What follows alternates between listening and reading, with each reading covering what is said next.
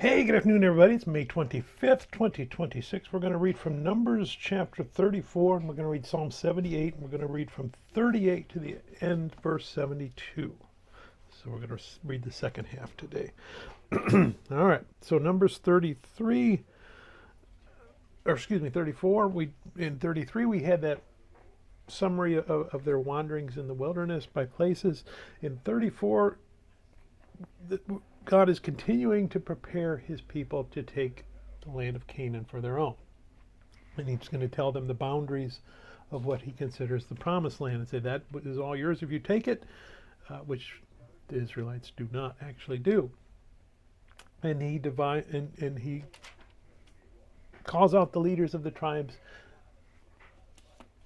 who are going to receive their allotted portions. Let's go ahead. We're going to read Numbers 34. Then the Lord spoke to Moses, saying, Command the children of Israel and say to them, when you come into the land of Canaan, this is the land that shall fall to you as an inheritance, the land of Canaan to its boundaries. Your southern border shall be from the wilderness of Zin along the border of Edom. Then your southern border shall extend eastward to the end of the Salt Sea. Your border shall turn from the southern side of the ascent of Akrabim, continue to Zin, and be on the south of Kadesh Barnea, and then it shall go on to Hazar Adar and continue to Asmon. The border shall turn from Asmon to the brook of Egypt, and it shall end at the sea. As for the western border, you shall have the great sea for a border. This shall be your western border, and this shall be your northern border. From the great sea you shall mark out your border line to Mount Hor. From Mount Hor you shall mark out your border to the entrance of Hamath. Then the direction of the border shall be toward Zedad. The border shall proceed to Ziphron, and it shall end at Hazar Enan. This shall be your northern border. You shall mark out your eastern border. From Hazar Enan to Sepham, the border shall go down from Sepham to Riblah on the east side of Ain. The border shall go down and reach to the eastern side of the Sea of Chinnereth, which is the Sea of Galilee. The border shall go down along the Jordan, and it shall end at the Salt Sea. This shall be your land with its surrounding boundaries. Then Moses commanded the children of Israel, saying, This is the land which you shall inherit by lot, which the Lord has commanded to give to the 9 tribes and to the half-tribe. For the tribe of the children of Reuben, according to the house of their fathers, and the tribe of the children of Gad, according to the house of their fathers, have received their inheritance, and the half-tribe of Manasseh has received its inheritance.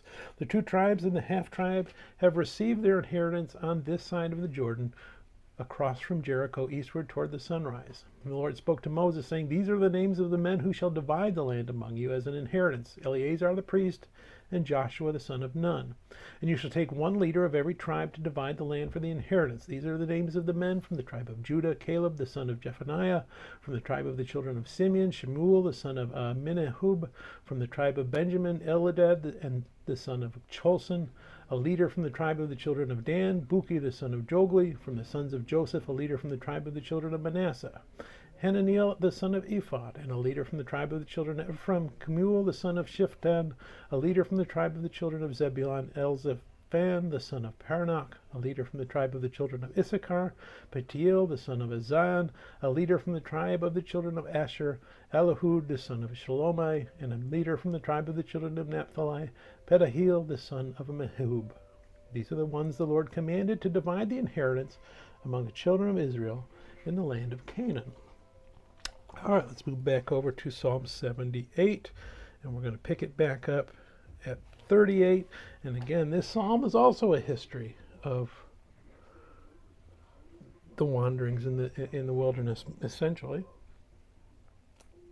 And we're actually going to get really deep into that here. And that God is with them the whole way, was with them the whole way. Even though they rebelled, God never abandoned them completely.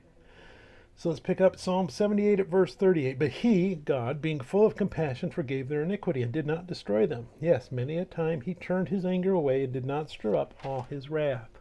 For he remembered that they were but flesh, a breath that passes away and does not come again.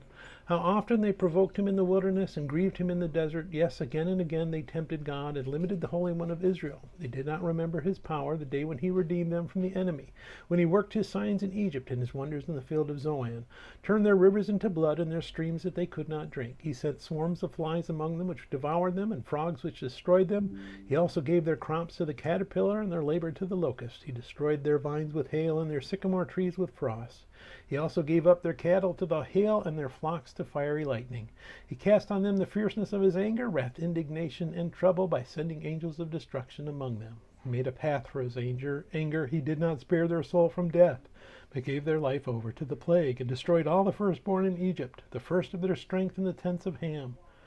But he made his own people go forth like sheep, and guided them in the wilderness like a flock, and he led them on to safety, so that they did not fear.